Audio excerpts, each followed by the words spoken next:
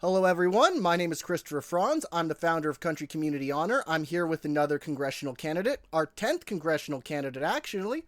Please introduce yourself, sir. Yes, so my name is Chase McDowell. I'm running for Arkansas' second congressional district against incumbent French Hill. So that's just a little bit about what we're doing here in Arkansas. Also, I've been a lifetime Arkansan. Family's been here actually before the state was even founded. So I'm the first person that's ever decided to run for office in my family. I don't know where that bug came from, other than I love my country and I want to fix it. I'm a small, or I was a small business owner. I sold and divested all of my investments and all of that when I decided to run for Congress. We're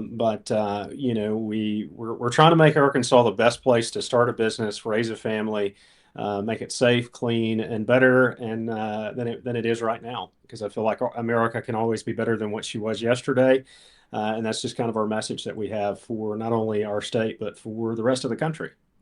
You said you're the first in your family to decide to run for office. What just made you decide to run now of all times? Like, you didn't run in 2022, I don't believe. You didn't decide to wait until 2026. Why did you decide? Or sorry, you didn't. You're not deciding to wait until 2028. Right. You're planning 2026. What made you decide 2026 was the year you had to run? Well, mostly, my family were either farmers or small business owners. So my uncles, my aunts, of course, my father and my grandfather and myself, they were small business owners. And when you own a small business, it pretty much that's your life. That's what you do. My family was in trucking and, of course, agriculture. At a young age, I kind of got to experience how business operates and how it works. And, I saw in small town America when businesses start to kind of dry up, which is your small independent businesses. We had a furniture company in my hometown that, it was purchased by a group out of New York City and they shut it down. Thought it was better to ship everything to Canada and to Mexico. That destroyed my city. So my city went from being 3,000 people, now we can barely break 400. So it killed my small little town. And what I started to notice, that wasn't just an Arkansas problem. So I worked in the pharmacy realm for quite a while in the independent pharmacy side, and I traveled across the country helping independent pharmacists save their businesses. And I saw that this was a recurring problem throughout our country, that private equity firms, most of the time owned by foreign entities, were buying up some of our greatest assets, which are small businesses and big corporations, and they're parting them out and utilizing our loopholes with bankruptcy and taxation and whatnot to kind of destroy America from within. And I didn't really like that. I love small businesses. That's the ones that support your football teams, your baseball teams, your band, everybody. Your high school needs help. That's the people that usually fund that, right? And it's kind of hard to see that vanishes. And I run quite frequently talking about crony capitalism is just as bad as communism and socialism. So all of those kind of isms can be a bad problem for America. So what I want to see is a buffered capitalist society that we used to be, that saved and protected the American industry and the American worker first. And I want to put that back into the American dream of, owning a home and having vehicles and raising children. And, I always laugh with my campaign staff that I want a Clark Griswold kind of world where you get to go cross country, take that vacation and make those memories that we're just not being able to do right now because everybody's working 60, 70 hours a week, multiple jobs trying to, keep the roof over your head, pay those expensive light bills and whatnot. And I understand that. I've lived that life. I grew up very poor. I climbed out of the hole that I was brought into in this world. But I'm going to tell you, it's been a hard road getting here, and one mistake, one accident in an automobile, and it can all be taken away from you. That's what happened to my own father. I had to reach in, and I've had to take care of him ever since he was in an accident in 2020. And it can all go away in a blink of an eye. And I don't want that for the American people. I want safety and security across the board to where one paycheck can take care of the household again. And, I just have a very high threshold of what I want for America and a very low tolerance for excuses. And I think our generation, because I feel like you and I come from the same generation, it's time for us to kind of take that back from the boomers just a tad.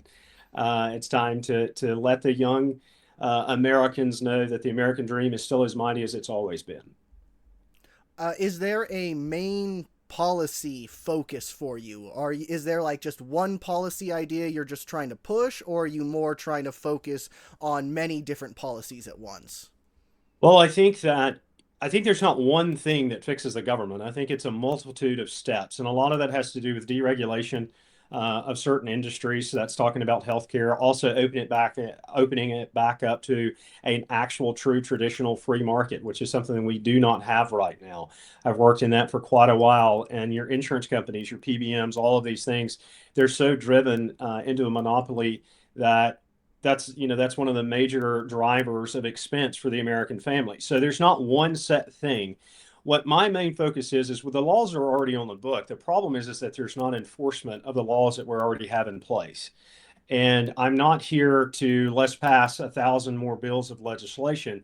What I'm trying to do is let's take the regulations off, let's enforce the things that are already on the books, and let's fix the situations by also getting rid of a lot of the issues that we have, which is the fact that, I'm running against my own tax dollars because we've sent this money overseas that then gets recirculated back in through many of washing, any way that you want to cut it, back into a pack that then I have to run against. So my donors, which are the American people, I have over 9,000 donors that have donated to my campaign. Not one PAC dollar is coming to my campaign, but their money, I'm running against their money, my own money through taxes that we have give through subsidies and corporations. We've also give to subsidies and we give free money over to other countries, and then it turns around and that goes right back into our election systems. I think there's a lot of good people in Washington that want to do the right thing, but then what ends up happening is your PACs come in and they take a lot of the wind out of the sails of new elected officials.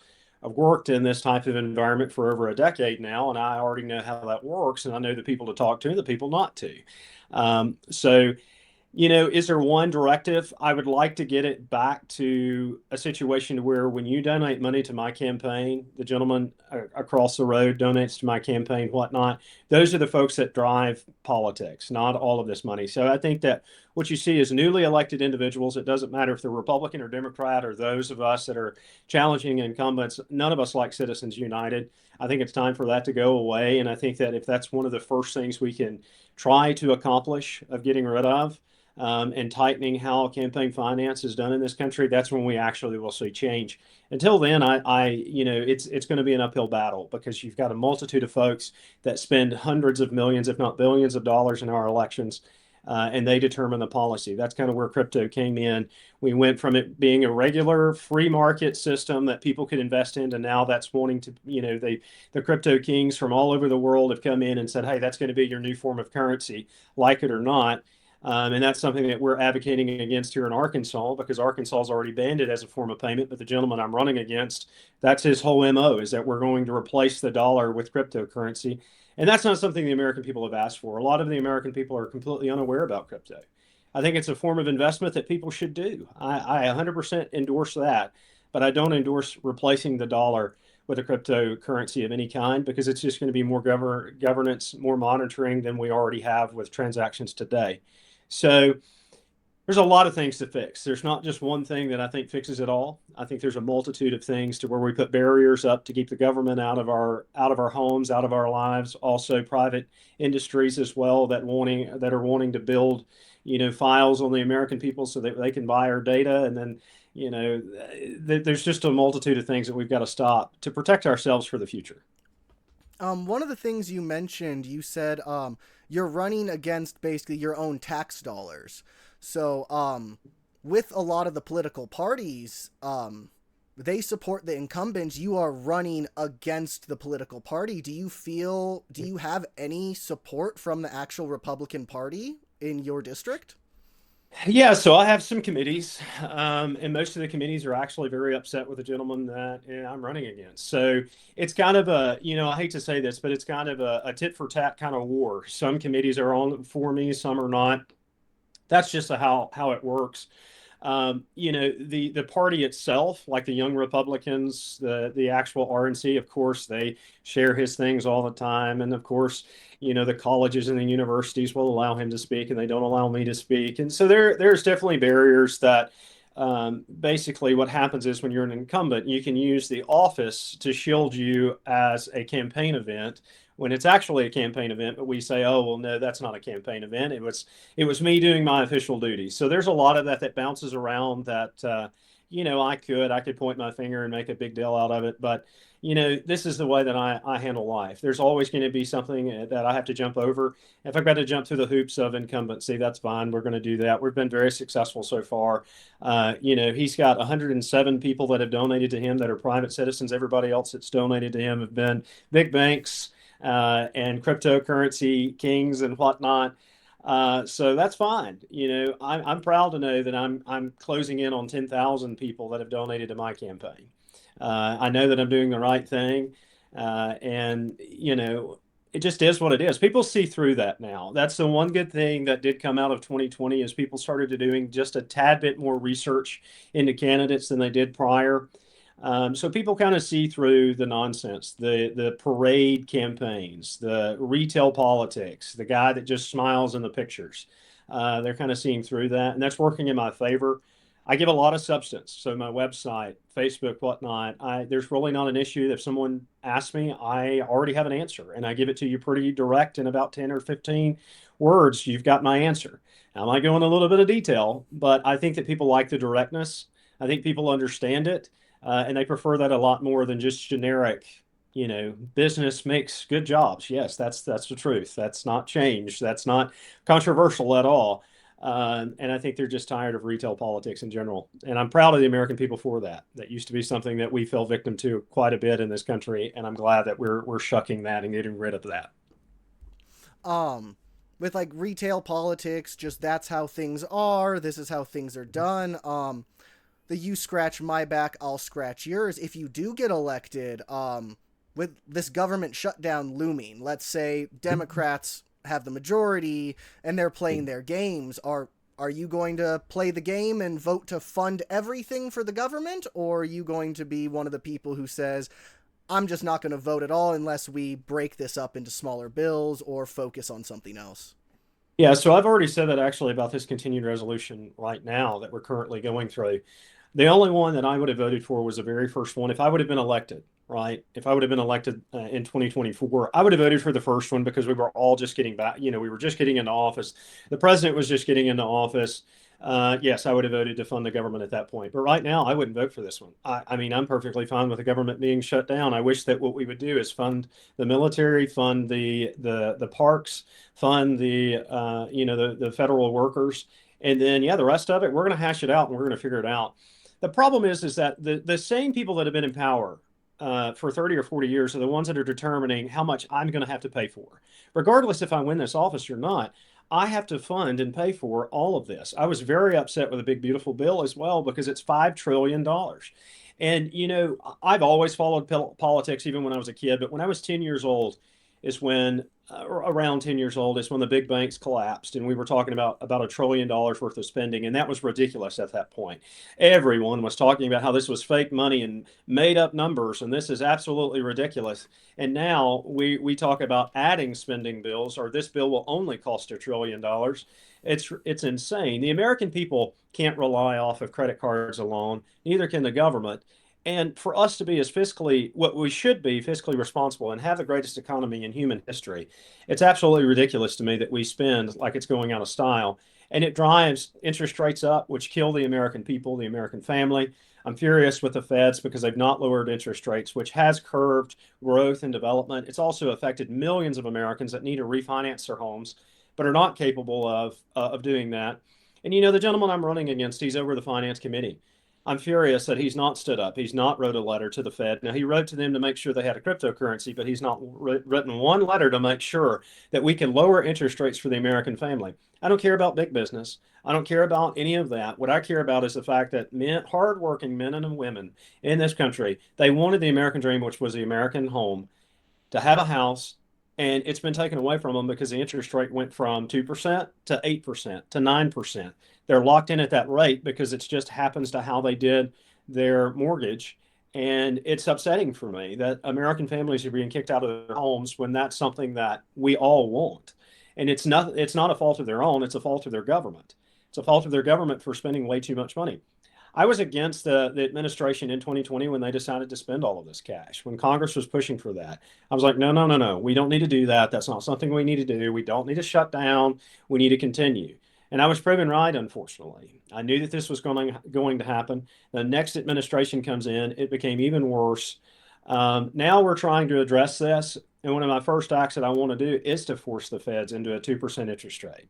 I think that Congress needs to do that. We have to step in this point. Everyone says that it's not to be political, but that gentleman is being extremely political in these situations, and it's costing the American family, but also our industries. So no, I'm not voting for another continued resolution. I can tell you that. Never.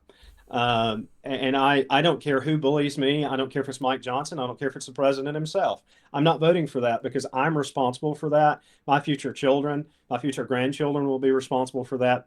And at some point in time, when does the buck stop? I get very angry because I am a Republican. We are in full control and we're not ruling right now, right? We're not leading. We got a mandate from the American people to fix this mess, and we're not doing it so far.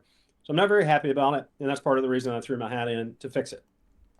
I was gonna ask. You said you are a Republican. Are you Mhm. more of a fiscal conservative, constitutional conservative? You said you don't care if basically Trump tries to or the president tries to force you to vote for this. Well, we have issues right now with if you don't align with what Trump wants, you are a rhino or you're not really MAGA. So, where would you identify yourself as on the political scale? So this is the thing. I've dedicated 10 years of my life to making sure that that man has been in this White House. Okay. So I will say this. If someone wants to call me a rhino, that doesn't mean a hill of beans to me. I am a constitutional, commerce sided, Republican to where I know that the American industry and the American family knows what's best and how to spend their money better than the government does, and government handouts, subsidies. I'm furious that we've decided to buy corporations and that we're silent partners. There's no such thing as a silent partner, and it's a highway to communism, and I'm not happy with it. So I'm more of a Reagan style Republican. I am, a libertarian when it comes down to social issues. It really doesn't bother me a hill of beans what you do in your household as long as you're not harming someone else. I don't care. It doesn't mean anything to me because I don't want someone to tell me how to live my life. But when it comes down to the fiscal responsibility, amen. I am a fiscal conservative. That's exactly what I believe in. We should have a balanced budget. We have trillions of dollars each year that we generate in this country. We necessarily shouldn't spend $6 to $7 trillion a year on anything. But I think part of that just has to do with the bureaucratic machine. We've got to start tearing that down. I was happy to see the Supreme Court allows the President of the United States now to control his agencies. I think that they need to continue with that. And yes, I think that a president should be able to control the agencies that he is responsible for. So that does mean firing a federal employers or employees, which is something that is extremely hard to do. We have way too many. It's bloated bureaucracy, and we've got to get rid of it. Doesn't mean if those people don't contribute to our country. I'm sure that they do. But we know as Americans that there's a lot of fraudulent spending in the government, and we've got to get rid of it. I was a big supporter of Doge, not necessarily the speed of how quickly they operated. I think that there was some mistakes there that were made, and I think that it needs to go just a tad, and I mean just a tad bit slower, so that we can have 100% proof, and making sure that it was not just a lazy calculation error on the department side or swapping data. As someone that worked in that type of environment, I know that sometimes when you are transferring data from one thing to the next, it can be corrupted, or you just didn't have a column to put it in, so you put it in another column. So it made things seem like it was a mess, and I don't think it was. I think it just needed a better explanation. But I think that we need to cut at least $1 trillion to $2 trillion from our spending. And I'd like to see us over the next 10 years cut 30% of our government down across the board. I think that there's just so much waste, and it's not the fault of the American taxpayer. It's the fault of their government. I'd like to see the private sector grow. My own district only has 8% manufacturing in my district, with 37% being healthcare. So I have 37% of most of my jobs are healthcare, 8% are manufacturing. Well, 8% is where my money comes from. So how do they afford to pay the 37%? They can't. So it relies fully on government funds, which is a problem. And that's a story throughout the South, but also through our country. So manufacturing has to come back. I think that it's heading back very quickly. I think that we can make it a lot easier to build and to grow a company in America. And that's really my only job as a congressman. That's all I'm supposed to do is put the barriers up and let the people work. And that's not something that either side seems to be doing. Both sides want to be the savior on the white horse, and that's not really the part of government. I'm not supposed to save the American people. I'm supposed to get out of their way and let them do it for themselves. And that's exactly what I'm trying to do, because the more we keep trying to fix it for the American people, the more of a mess we're making. So. Um, So I know you mentioned basically you're more for taking back a lot of the regulations. You're not really for trying to implement a lot of policy per se. You're more trying to roll things back. But would you say you have any policy crafting experience yourself for anything? Yeah, so there's been quite a few things that I've done throughout with pharmacy. So we have broken down barriers when it comes down, or I've been very successful at breaking down barriers when it comes down to the monopolies.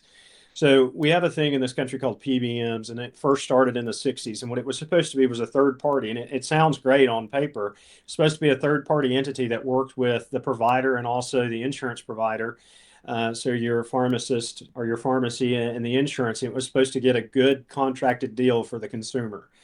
But then what ended up happening was the insurance companies started buying them, and then they required that you use their own clinics or you use their own pharmacies, and you have to do this medical regimen and whatnot. And what ended up happening was the people that worked at the PBM agencies are not medical professionals, so they determine how you take your medication, if you can even have that medication.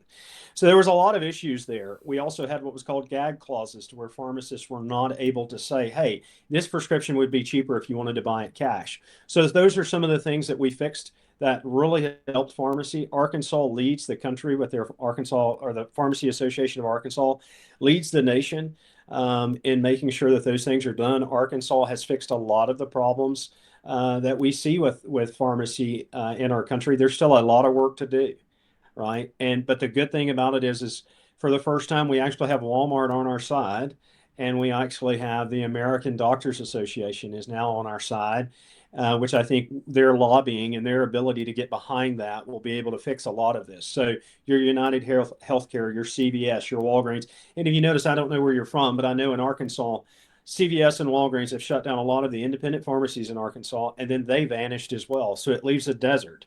It leaves a 45-minute desert to go get prescriptions. And that's a problem in this country, something that shouldn't have happened. So 3,600 pharmacies have closed in America. Those are independent. And that's sad. That's sad to see, because those are jobs, and those are well-paying jobs. Those are, $18, $19 an hour jobs for the technician side of things. And then of course you have the pharmacists, which are a couple $100,000 a year.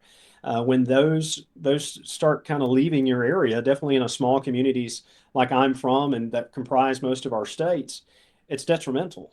And it's one of those things where your independent pharmacy, you can call him up in the middle of the night, that pharmacist, and he's going to be up there and make sure you get your cough medicine for your child. You can't do that at the big box store. So a lot of those things we've been able to fix. I've been very successful for in around 15 to 16 states that we got laws passed with that. There is legislation that I do want to work on. For instance, I want to feed every child in public school systems. I want to take that money from the SNAP benefits that's not making it to the child. We already have allocated the money, so I don't want to spend new money, but I want to make sure that they get a well balanced, high protein meal at school. Because unfortunately, I went to my own classmates in Arkansas, and I'm sure you probably had the same situation when you went to school, that they had not that great of a life at home. And sometimes that safe refuge is at school, and that might be the only meal that they get.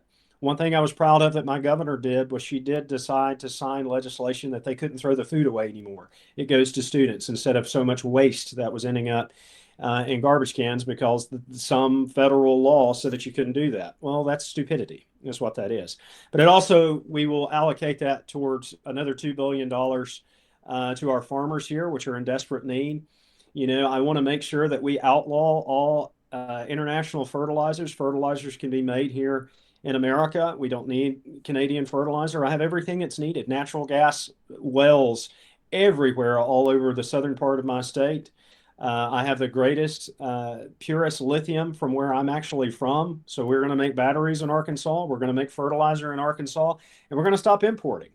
The moment you start giving people a job where they make 60, 70, 80, $90,000 a year, that changes the metric for a community. And that's all that I want to do is I just want to stop importing, start exporting, because we have slowly migrated to a system to where we're not a production-based society. We're a society based in services, and that is a death sentence. If you don't believe that, ask Great Britain. It will happen very quickly. It's hard being at number one, but I want to stay there. And the only way that we're going to do that is start importing some of those jobs back. So there is regulation, and there are some new things that I want to impose on that protects our natural resources here in this country and just gets it back to where the American family can be whole again. I believe that's all the questions I had right now. Just a quick Okay. conversation, help you get your message out there. Where can people find you? Facebook, Instagram, your website? Yeah, so McDowell for Arkansas is going to be the website as well as Facebook. McDowell, I'm trying to think, what is our X? McDowell 2026. I apologize. I never did X until we decided to launch this. I was a Facebook guy. I got like 20,000 folks on there, and I never did X. But McDowell 2026 is X. We have a TikTok too. It's McDowell 2026, I believe. But we share everything. So if you find one, you'll find all.